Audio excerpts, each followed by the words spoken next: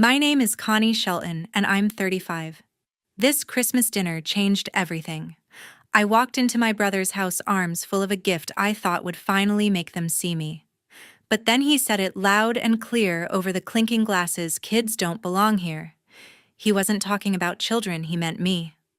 My mother's face tightened, her eyes darting away. The rest of the table laughed, their voices sharp, slicing through me. I'd spent years pouring money into their lives, paying off debts, funding their dreams. Yet here, I was, invisible again. I swallowed the sting, sat down, and forced a smile, but his words burned. They didn't know about the investment I'd made, the one propping up his so-called success. I'd planned to reveal it that night to show I was more than the kid he mocked. But as the laughter echoed, something snapped. I grabbed my gift, walked out, and set it ablaze in the backyard fire pit. 30 minutes later, when they realized what I'd burned and what it meant for them, they begged me to take back my words. I just smiled. That night, I learned where I truly belonged. Want to know what I burned and why it broke them? Stick around, this story's worth it. Snow dusted the streets as I pulled into Curtis' driveway in Little Rock. I clutched the wrapped gift in my hands, my heart heavy with hope. This wasn't just a present, it was my chance to shift how Curtis and his family saw me. I'd poured so much into them, from money to time, believing this gift would finally make them acknowledge my place. I stepped out of the car, the chill biting my fingers, and walked up to the house, the faint hum of holiday music spilling through the windows. Inside, the dining room buzzed with chatter. Curtis, my brother, stood at the head of the table, gesturing wildly as he told a story. His girlfriend sat beside him, nodding along, her smile tight. My mother was arranging napkins, her movements slow and deliberate. My nephew, hunched over his phone, didn't look up as I entered. I scanned the table for my seat, expecting my name on one of the neatly folded place cards. Nothing. Not a single card bore Connie Shelton. My stomach twisted. I'd paid for the food, roast turkey, cranberry sauce, bottles of Merlot, and even sent money for the decorations, the twinkling lights and holly wreaths they'd gushed about. Yet no seat for me. "Hey," I said, forcing a smile, holding up the gift. "Where should I sit?" Curtis glanced over, his eyes flicking to the package.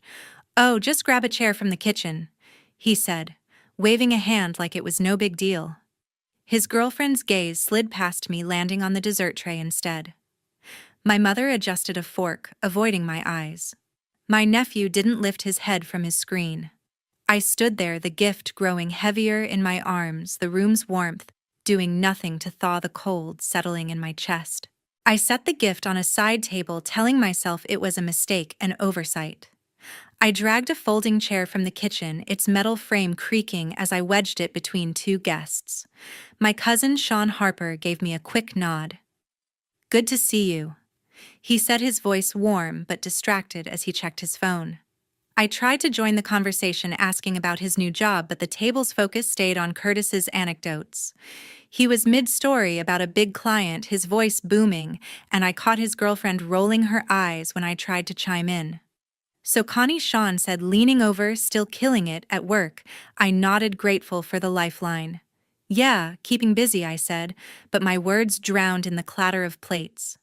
Curtis cut in, talking over me about his latest project, something about a deal that could change everything. I bit my lip, thinking of the gift, of what it represented. I'd sunk so much into his dreams, believing this night would be different. But as I sat on that creaky chair, the table crowded with plates I'd paid for, I felt like a guest in my own family. My mother finally looked my way, her expression soft but distant. "You okay, dear?" she asked, her voice barely audible over the laughter. I nodded, swallowing the lump in my throat. "Fine," I said, but the word tasted bitter. My nephew swiped at his phone, oblivious. Curtis's girlfriend reached for another glass of wine I'd chosen. I glanced at the gift on the side table, still untouched, and a quiet anger stirred. They didn't see me, not really. But I wasn't ready to give up yet. I'd wait for the right moment to show them what I'd brought, what I'd done for them. Maybe then they'd understand. The meal went on, and I tried to blend in passing dishes, forcing laughs at jokes I barely heard. Sean asked about my latest project and I started to answer, but Curtis's voice overpowered mine again, pulling the room's attention back to him. His girlfriend smirked like my attempt to speak was some kind of intrusion. My mother offered a faint smile, then turned to fuss over the centerpiece. My nephew didn't look up once. I gripped the edge of my chair, the metal cold under my fingers, and felt the weight of being overlooked press harder. The gift sat there, a silent promise I still clung to, but doubt crept in. Would they ever see me the way I wanted? As the plates emptied, Curtis stood to pour more wine, his laughter filling the room. I watched him, the man I'd bailed out time and again, acting like he'd built this night himself. I thought of the hours I'd spent planning, the money I'd sent, the hope I'd pinned on that gift. And still no seat with my name. No place for me. My chest tightened, but I pushed it down. The night wasn't over. I'd give them one more chance to see me, really see me, before I decided what came next. By the fireplace, memories of my efforts came rushing back. I stood there, the chatter of the Christmas dinner fading behind me, and thought about everything I'd done for Curtis and his family. It wasn't just about the gift I'd brought tonight. It was the years of quietly carrying their burdens, believing one day they'd see me as more than the family bank account. Last spring, Curtis called me late at night, his voice tight with panic. He'd racked up $3,000 in credit card debt, missed payments piling up, and begged for help to avoid losing his car. I wired the money the next day, no questions asked, even though it meant dipping into my savings. He promised to pay me back. But months passed, and all I got was a half-hearted thanks over text. I didn't push him. I thought covering his debt would show him I was there for him, that I was family, not just a checkbook. Then there was Ethan, my nephew. He'd been picked for a regional basketball tournament in Dallas, a big deal for a 16-year-old. The team needed travel funds and Curtis couldn't cover it. I bought Ethan's plane ticket, $500 round trip, and sent extra for meals and gear. Ethan sent a quick "appreciate it" message, but when I asked how the tournament went, he never replied. I told myself he was just a kid caught up in his world, but it stung. I'd hoped that gesture would mean something, maybe earn me a place in their lives, beyond being the aunt who paid for things. The biggest sacrifice was the investment. 6 months ago, Curtis was pitching his startup to anyone who'd listen, a news platform he swore would change the game. He needed capital to keep it afloat, and I believed in him, or at least in the idea of him succeeding. I didn't want credit. I wanted him to thrive, to see me as someone who lifted him up. I spent late nights reviewing his business plan, offering feedback he brushed off, saying I didn't get the vision. Still, I stayed quiet, hoping my support would speak louder than his dismissals, but Curtis never saw it. Last month at a family barbecue, he'd called me the money machine in front of everyone, laughing like it was a joke. Connie's got no life outside work, he said, tossing back a beer. Vivian smiled faintly, saying nothing. Ethan smirked, eyes on his phone. I laughed it off then, but the words cut deep. I'd given so much money, time, belief, yet to Curtis I was just the money machine, not a sister, not someone who mattered. Standing by the fireplace, those moments played like a loop in my head. The debt I'd cleared, the ticket I'd bought, the investment I'd hidden, all for what? To sit on a folding chair at a table with no place card for me. I gripped my glass, the wine I'd paid for tasting sour now.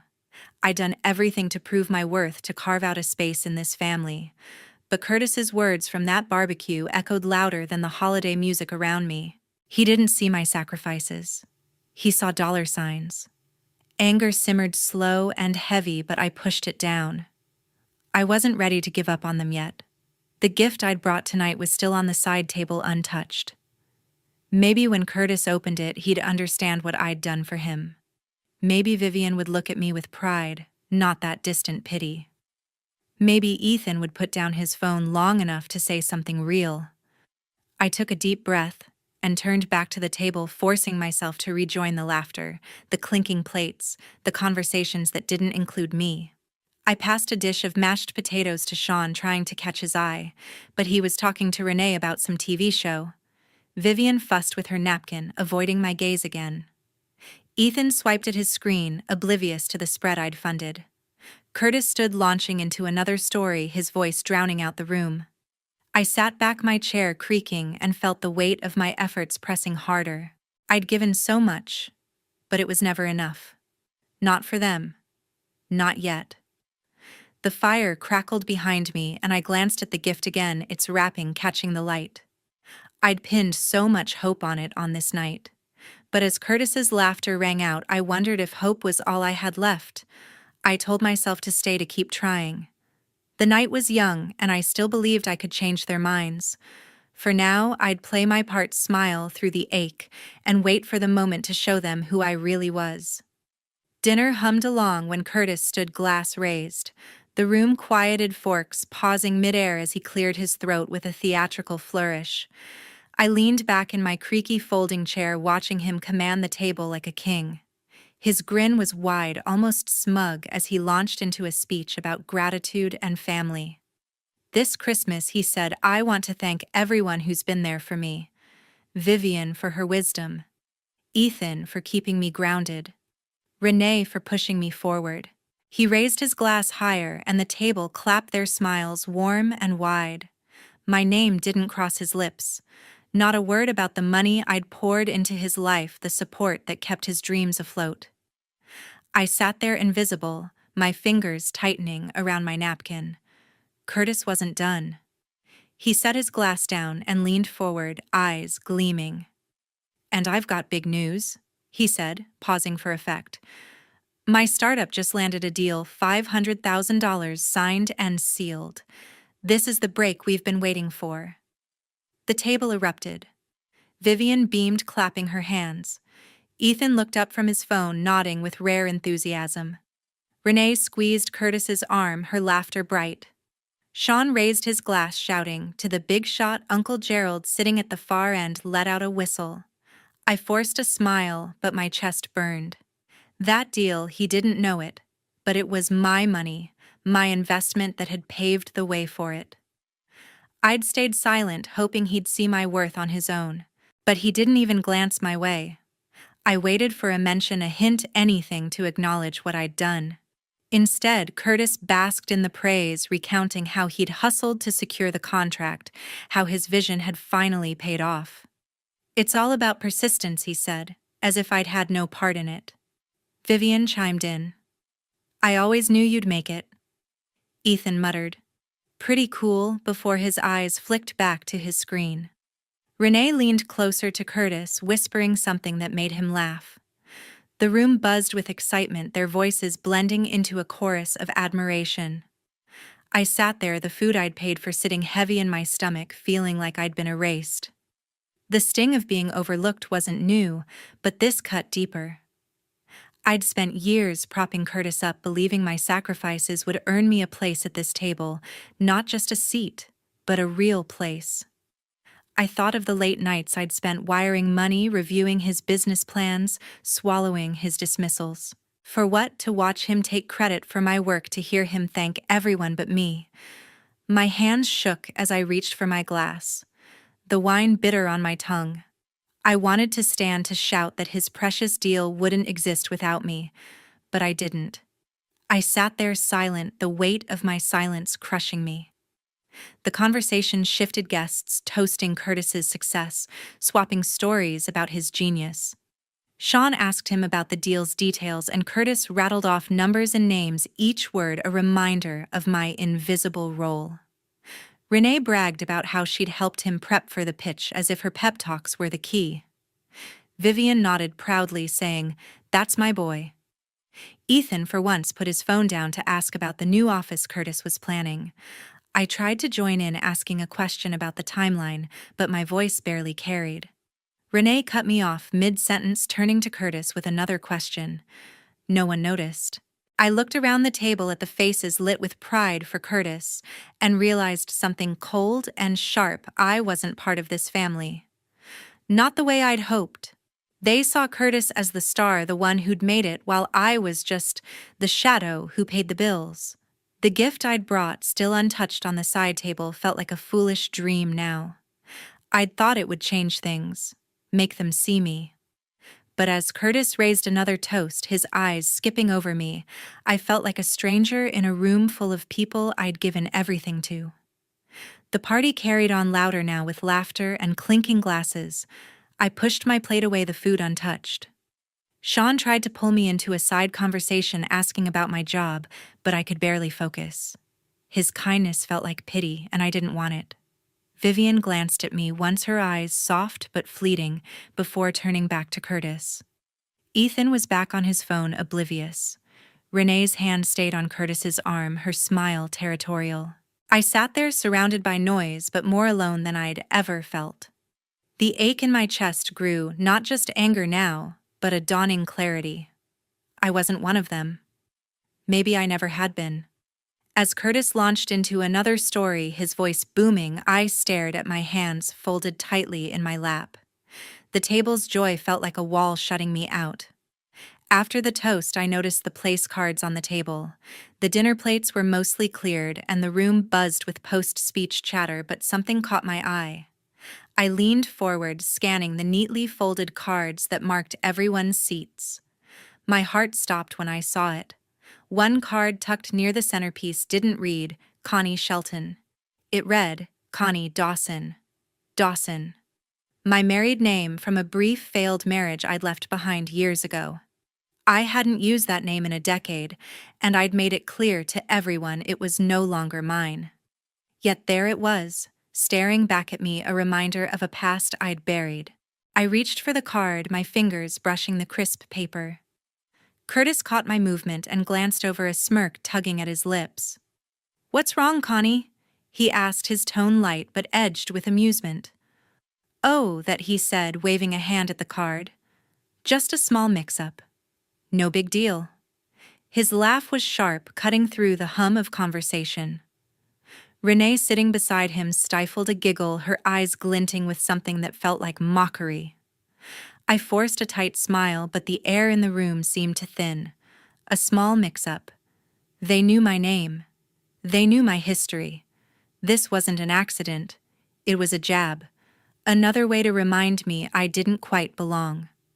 I pushed my chair back and started clearing plates, needing something to do with my hands. The clatter of dishes drowned out the laughter, but not the sting. As I stacked plates in the kitchen, Curtis's voice carried from the dining room. "Look at Connie, always so good at the little chores," he said, loud enough for everyone to hear. Renee's laugh followed, bright and cruel. "Yeah, she's got that down," she added, as if I were some hired help, not family. My grip tightened on a plate, the porcelain cold against my palms.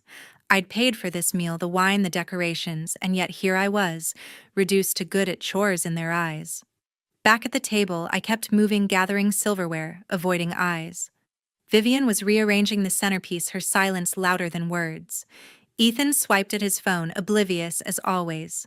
Sean, stacking his own plate, paused and picked up the card with Connie Dawson written on it.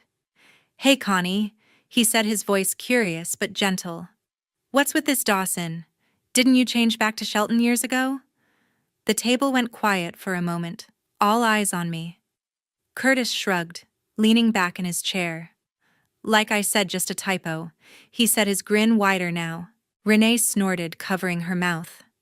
I felt heat rise in my chest, a mix of shame and fury. Sean's question wasn't meant to hurt, but it laid bare the truth. They didn't care enough to get my name right. I set the plates down harder than I meant, to the clink echoing.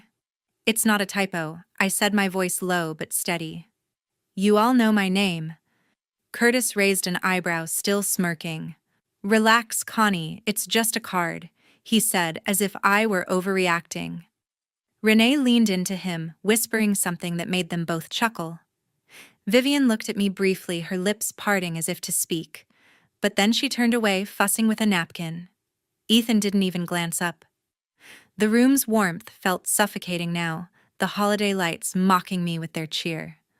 I'd spent years trying to be part of this family, but that card, that deliberate mistake, felt like a line drawn in the sand.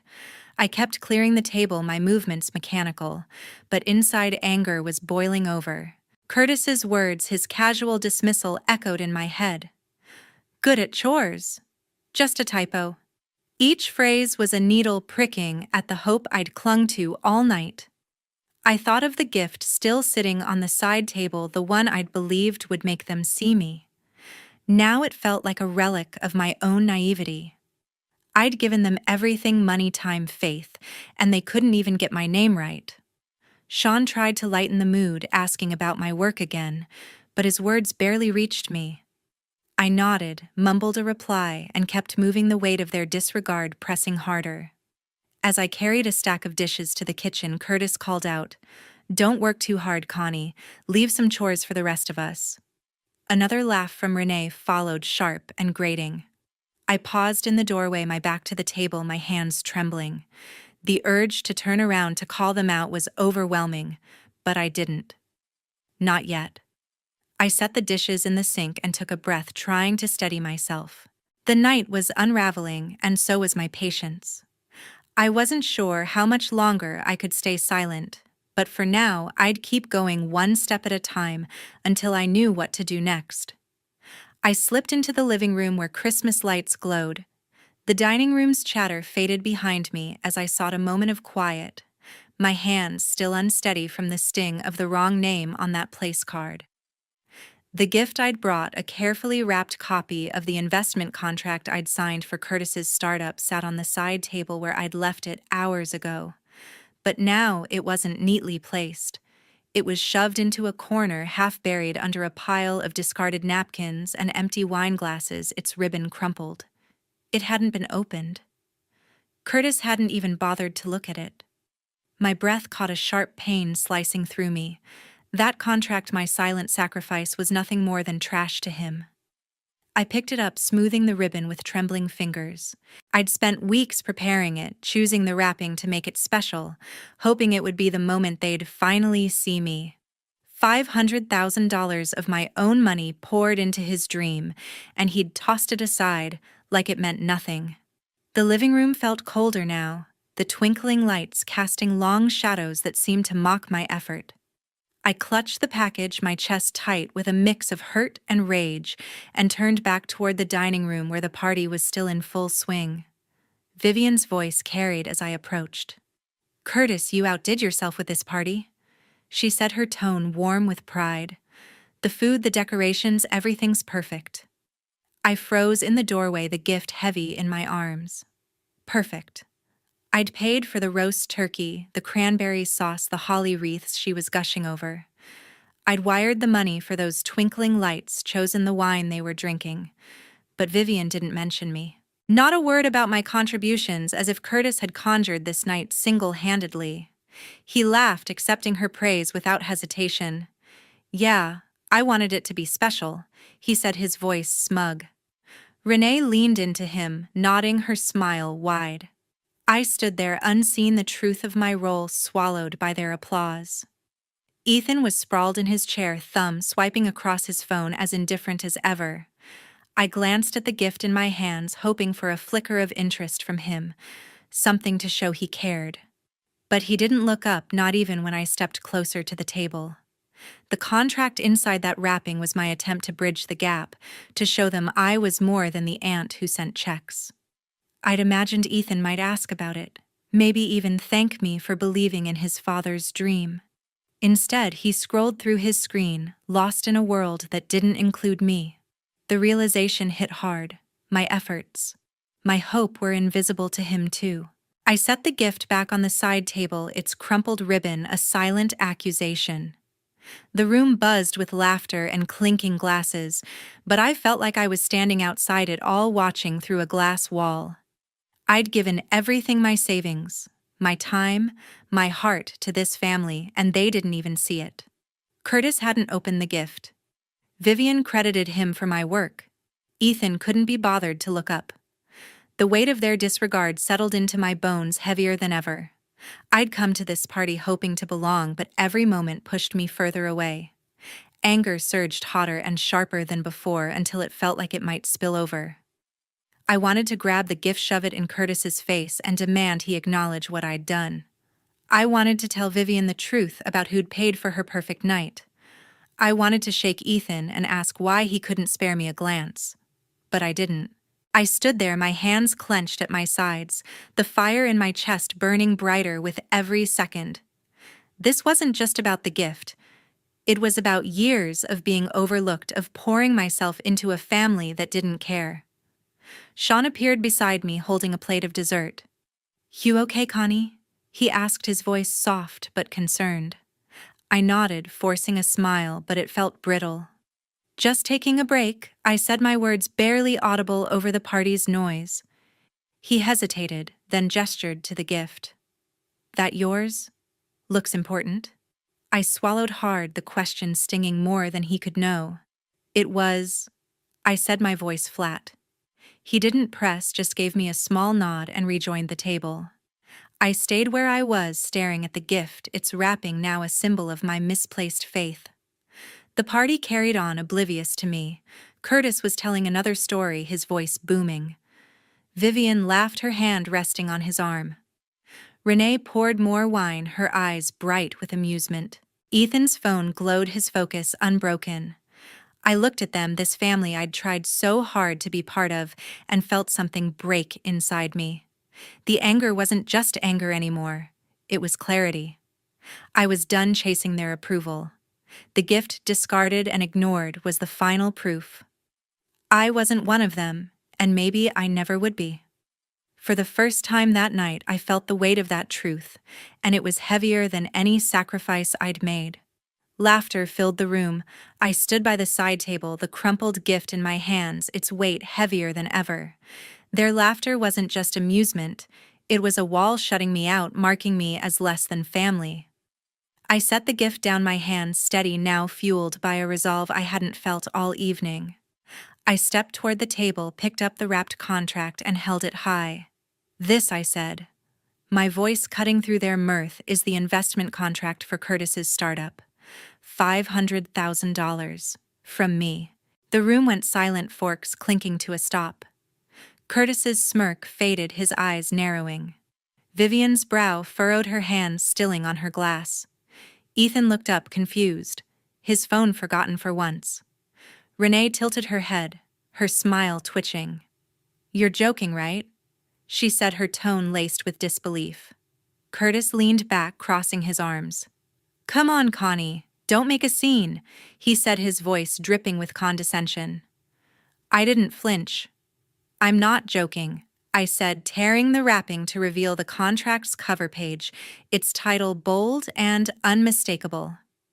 "I funded your dream, Curtis. Every cent of that deal you bragged about came from me." The table stayed quiet, their faces a mix of shock and doubt. Vivian opened her mouth, then closed it, her eyes darting to Curtis. Ethan muttered, "No way," under his breath. Renee laughed, sharp and dismissive. You're saying you're the big investor?" she asked, as if the idea were absurd. Curtis shook his head, chuckling. "Nice try, Connie. You're not that kind of player." Their words stung, but I was done letting them define me. I turned and walked out the back door, the contract clutched tightly in my hand. The cold night air hit me as I stepped into the yard, where a small outdoor fireplace glowed, its flames steady and contained. I didn't hesitate. I tossed the contract into the fire, watching the pages curl and blacken, the ink of my sacrifice vanishing in sparks. The act felt final, like shedding a weight I'd carried too long. I pulled out my phone, opened my email, and typed a message to the investment firm. "Withdraw my funding for Curtis Floyd's startup effective immediately." I hit send, my heart pounding but clear. This was my line in the sand. Back inside, the family was still at the table, their voices quieter now, uncertain. I stood in the doorway watching them. Curtis was talking, trying to regain control, dismissing my claim as drama. Renee nodded, rolling her eyes. Vivian looked uneasy but said nothing. Ethan was back on his phone, detached. Then my phone buzzed 30 minutes after my email. A reply from the firm, funding withdrawal confirmed. Contract terminated. I read it aloud, my voice steady, cutting through their chatter. "It's done," I said. "Your deal, Curtis, is gone." The room froze. Curtis's face paled, his mouth open but wordless. Vivian gasped, her hand flying to her chest. "Connie, "What have you done?" she whispered, her voice trembling. Renee stared, her smirk gone, replaced by wide-eyed shock. Ethan dropped his phone, his eyes locked on me, finally seeing me. Sean, who'd been silent, looked from me to Curtis, his expression unreadable. The laughter was gone, replaced by a heavy silence that felt like victory. For the first time that night, I wasn't invisible.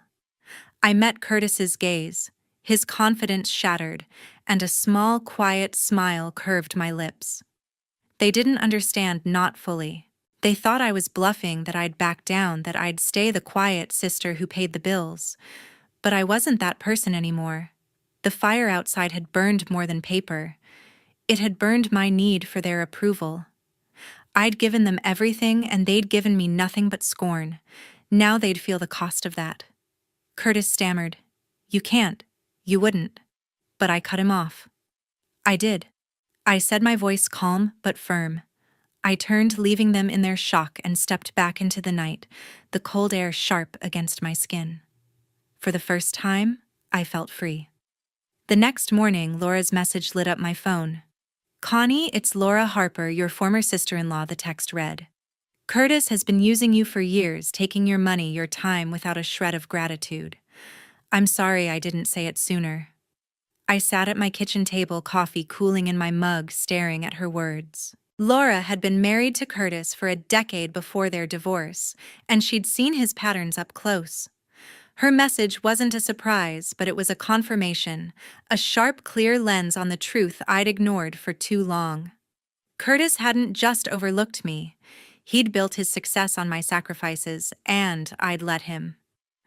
A few weeks later, news broke that Curtis's startup had collapsed. Without my $500,000 investment, the company couldn't secure other backers. Suppliers pulled out, and clients vanished. I read about it in a local business journal, the headline, "Cold and Final, Floyd Tech Declares Bankruptcy." My phone rang that same day, Curtis's name flashing on the screen. His voice was strained, almost unrecognizable. "Connie, I'm sorry," he said, the words tumbling out. "I didn't mean to take you for granted. Can we talk? I need your help." I listened, my heart steady, no longer swayed by his pleas. "No," I said, my voice calm but firm. "You made your choices. I'm done." I hung up, the silence that followed feeling like a door closing for good. I didn't stop there. The money I'd saved, the funds I'd once poured into Curtis's dreams, needed a new purpose. I researched for days, looking for something that mattered. I found a scholarship fund for women in technology, a program helping young women break into a field where they were often overlooked.